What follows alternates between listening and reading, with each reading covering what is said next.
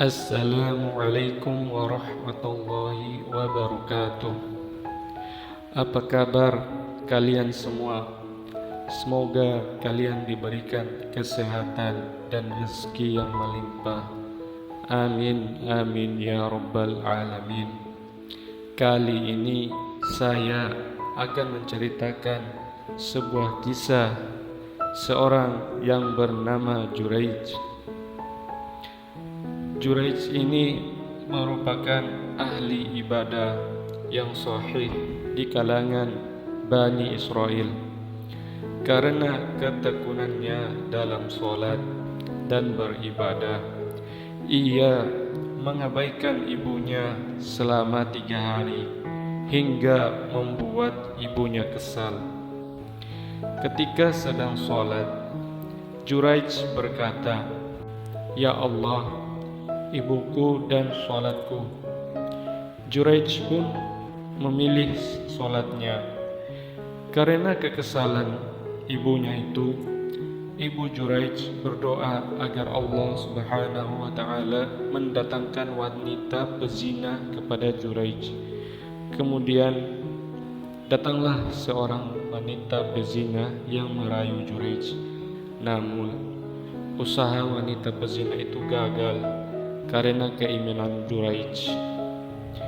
Karena putus asa, wanita pezina itu bersetubuh dengan seorang penggembala kambing hingga melahirkanlah seorang bayi. Setelah ia melahirkan bayi, ia kembali menemui Juraij dan menuduhnya atau memfitnahnya bahwa bayi itu adalah anaknya Juraij.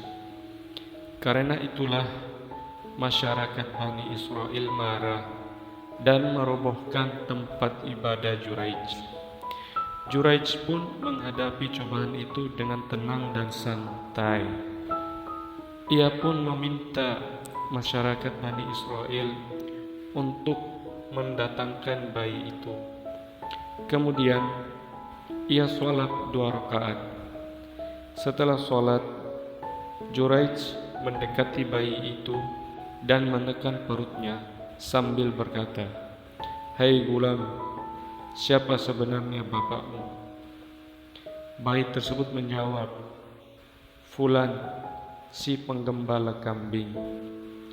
Para masyarakat Bani Israel terkejut dan terkesan oleh kejadian tersebut. Mereka meminta maaf kepada Juraij.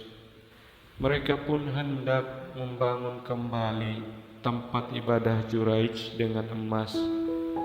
Namun Juraij hanya meminta mereka untuk membangunnya kembali dengan tanah seperti sebelumnya.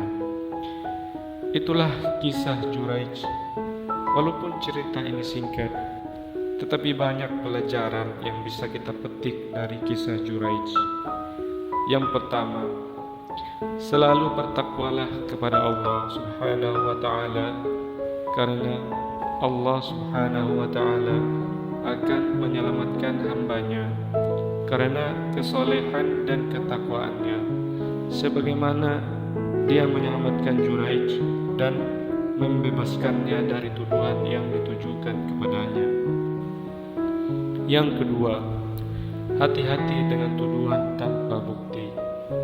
Dari kisah tersebut menunjukkan pentingnya berhati-hati dalam mempercayai tuduhan terhadap seseorang tanpa bukti yang cukup.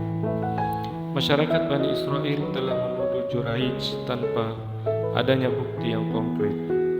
Yang ketiga, memaafkan kesalahan sesama. Islam telah mengajarkan pentingnya memaafkan kesalahan orang lain dan memberikan kesempatan untuk beribadah. Pada kisah di atas, Juraij pun menerima permintaan maaf dari kaum Bani Israel yang telah menuduhnya dan menghancurkan tempat ibadahnya. Yang keempat, meminta maaf jika melakukan kesalahan. Hendaknya meminta maaf jika terdapat melakukan kesalahan kepada siapapun, seperti yang kaum Bani Israel lakukan. Mereka meminta maaf kepada Juraij karena telah menuduh dan menghancurkan tempat ibadahnya. Mereka pun hendak membangun tempat ibadah baru untuk